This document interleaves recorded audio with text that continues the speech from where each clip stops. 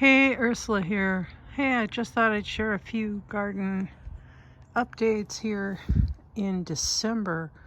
This is the white clematis. It's just stunning in the winter. We haven't had snow, not really. We had a couple really cold nights, which for us is about 18 degrees. Right now, it's warm enough outside that you don't need a coat.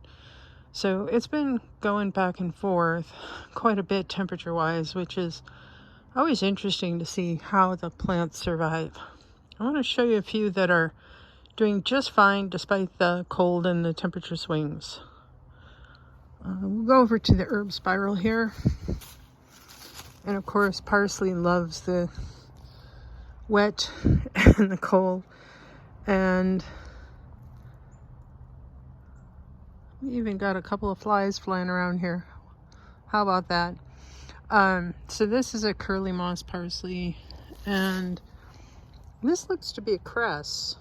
I don't remember planting this. I'm not quite sure what it is. Looks like somebody took a bite out of this one. You can see there's been 5 deer going through. They're all does. And then this, well, that is a black raspberry cane that needs to be trimmed. This right here is St. John's wort. That seems to be doing just fine. I have a few things that haven't gotten put away from the winter, so you'll have to excuse the mess. This is a tent that needs to have the poison ivy oil removed. So underneath that is some yarrow, and back there underneath the juniper bush, that is, sure, I can think of the name. I can't think of the name. That is sweet woodruff. I just kept thinking May wine, May wine. No, it's not May, and I'm not making wine. This is sweet woodruff, but it is used in the making of May wine. And you can see it's found a nice home underneath here where nothing can get at it. All right, let's take a look at the rest of the yard and see what's going on. Okay, now we're underneath the tarp over the cinder block. This is where I planted the strawberries, and they look like they're doing just fine. I have one bag of potatoes hiding in here with them. I decided to put the potatoes, plant them early because they take so much time to plant. So I chose to put them in pots now and see if they'll overwinter in between the beds with a cover over the top. I don't know if it'll work, but I had so many little tiny potatoes that were green, and you know you can't eat green potatoes. So that's what I decided to do. This is that red burgundy amaranth. As you can see, it's all gone to seed, and it's just hanging down and being a home for insects for over the winter. The mason bees and the native pollinators to North America enjoy the hollow stems and quite often will overwinter in them. So I'm just leaving these until spring. Looks like a couple of peas reseeded. I got one down here. Everything else is just, I want to say it's garlic mustard. I think that's what you call it. There's quite a bit of that in here. There's lemon balm. Raspberries are pretty much done for the winter. And I've got some cinder blocks to move around. This is the garage garden, and it's been covered, and there's an extra layer of plastic which I removed for when it got warm here. So let's see if my carrots made it.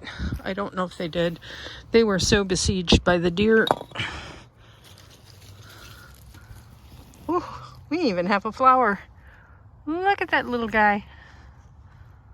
All right. Carrots look like they're doing just fine down here. There's not a lot of them, and they're really small. And you can see how the deer managed to escape my protection measures and munch the tops anyway. So that's what we got. Nothing else going on in this bed. In the back corner I had some beets. Looks like they're still there. At some point I'll have to check on those and see if they're harvestable or else eat the greens. So pretty much that's what's going on here. And then let me put the bricks back. All right, I decided to rake, and I raked all of the broken branches into one giant pile here. And what I'm going to try and do is level this and turn this into a U-shaped bed. And I need just regular soil from the hardware store, which I can't get until spring because they won't have it. Right now they've got salt for ice storms, which we haven't had. Thank God, knock on wood. But that is a project in the making. So we're going to turn this into a U-shaped bed. We're going to straighten this guy out. It means a narrower path between the raspberries and this bed. And it won't quite contour the hill anymore. But that's what I'm going to try to do, because at some point I want a hoop house here. This gets sun year-round in this location. Not that you can really see it right now, but it is really hiding up there behind the clouds. And then the other thing I've done is created a water catchment for my pear tree. My poor pear tree has had everything and its brother chew on it. I've had deer knock down the fence behind it. I've had, goodness, look at that. They were up trying to get at it. So you'll notice there's no branches sticking out on the back side. They're all forward, and that's because the deer came through and nibbled them. And then back here I piled some wood. That needs to get moved to under the garage over there, up on the skid, and make a pile in case we lose power this winter. It does happen quite frequently, unfortunately. The gooseberry is back here. I don't know how well it'll recover after the deer stripped it completely and the drought really did a number on it.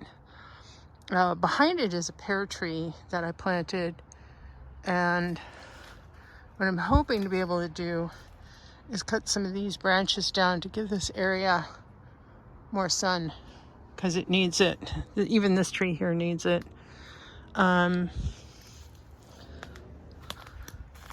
Last week, yep, there they are. Tansy flowering. This is the tansy. Look at that. That really actually needs to be chopped and dropped as a mulch. And behind it is my nitrogen fixer. This is a gomi berry bush.